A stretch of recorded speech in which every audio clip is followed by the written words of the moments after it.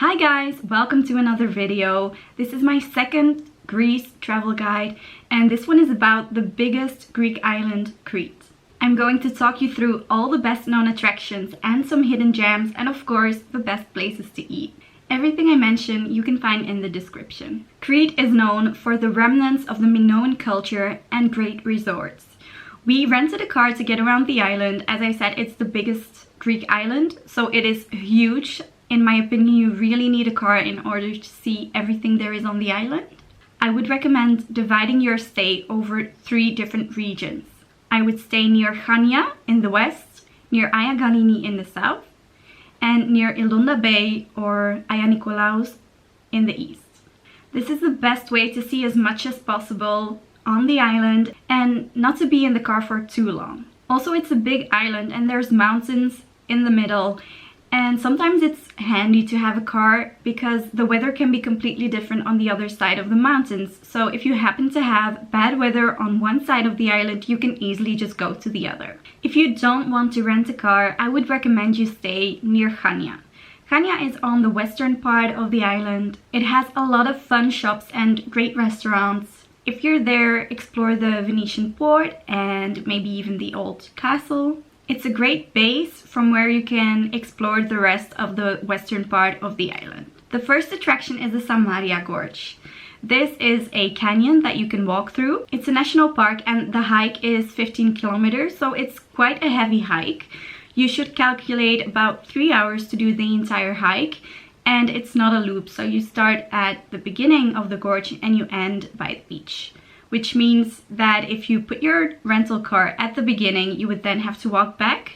So the best way to do this is in the morning when it's not too hot and with an excursion company, so that they pick you up at the end and there's no fuss with the rental car. Mylos Beach is arguably the most beautiful beach in Crete. We drove there after visiting Chania and it was quite late in the afternoon, so we arrived there at 5 p.m. when everyone was leaving. The road to Mylos Beach was a horrible gravel road, and at the end there's a very small parking, so everyone ends up parking along the gravel road and it's just, I wouldn't recommend it. The best way in my opinion to visit Mylos Island is by boat.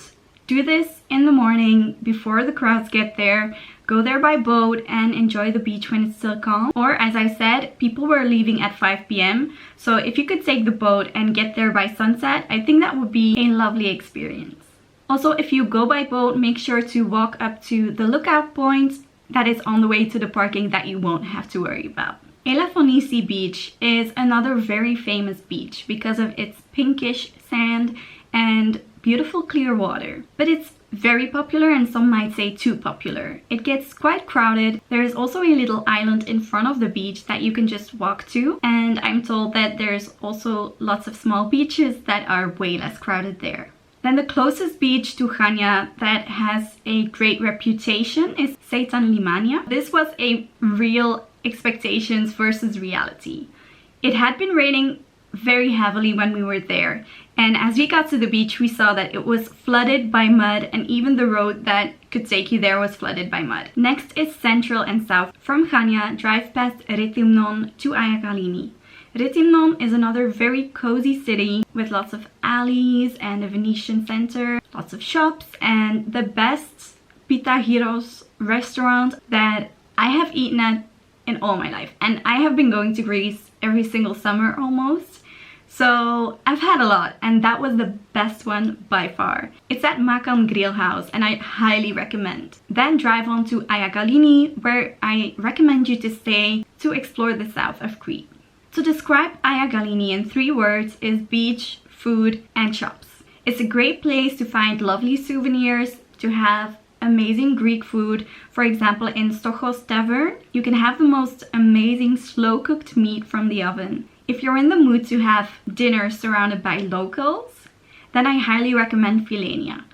Now this is located 30 minutes from Agia Galini, so maybe it's best to do this on the way back from a day of excursions to the following places. Préveli Beach is known for the palm trees. There's 2 ways to visit the beach. One is to park at the main parking place and then take the steps down. It's a 15-minute steps down where you also have a great lookout point over the whole valley and the beach. Or if you don't want to pay the parking, you can drive from Agia Galini via Triopetra to a nearby beach and then swim or snorkel to Preveli beach. We did both options. First we went to the lookout point, and then we saw that it was worth going back to the other way on our way to the nearby beach to then snorkel to Preveli beach. At this small taverna by the ocean, they had the freshest fish. It's called Fotia Tavern. It was incredible. Next up is Frangocastello.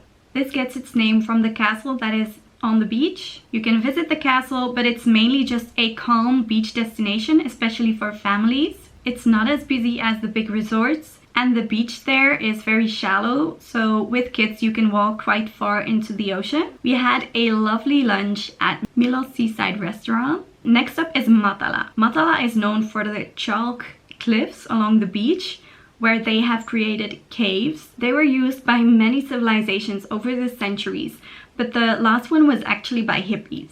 It's a lovely beach, it's a great stop, but it is quite crowded. Now let's move on to the east of the island. From Agia Galini in the south, go to Heraklion in the north. On the way there you will pass by Votomos, which is in the mountain village of Zaros. There you have a small lake that you can walk around where they breed trout. And there's also the Votomos restaurant where you can try this fish in many different ways, and it's delicious. Then you arrive in Heraklion, which is where you want to go if you want to learn more about the Minoan culture. You can visit the ruins of the old palace and the old city, and it's very interesting, very beautiful because of all the murals and the mosaics. And there's quite a lot left still to see. The palace of Knossos is famous worldwide because it's where the labyrinth was born, and the myth of the Minotaur, the monster that was inside the labyrinth. If you know a bit about Greek mythology, it's a place you will definitely want to visit. Then whilst you're there, go into Heraklion city to also go to the archaeological museum, where you can learn more about the different civilizations that were based on the island, and you can also see a lot more of the mosaics and things that they found at the archaeological site of Knossos. Heraklion again has a Venetian center and a lovely port that you can also visit. Then it's on to Elounda Bay. In front of Elounda there is an island called Spinalonga. This island has a fort on it that was used as a leper colony. So people who had leprosy were all put on the island in quarantine so that they wouldn't contaminate any other people. You can easily visit this by shuttle boat from Elounda or from Agia Nikolaos. And then lastly, the Lassithi Plateau. This is known for the many windmills, and there's also the Dicteon caves. I didn't visit this region myself, but I think it's worth to mention. If you couldn't get enough of the Palm Beach in Preveli, you should definitely check out Vai Beach. It is surrounded by the largest palm tree forest of Europe, and the water is crystal clear. That's it. Thank you for watching this travel guide about Crete.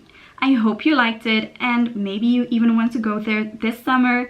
If you're still doubtful where to go in Greece, check out my Zakynthos travel guide, and make sure that you subscribe and you hit the bell notification so that you get a notification when I upload my next video that will be about the Peloponnesos. Alright, that's it for this video. See you in the next one.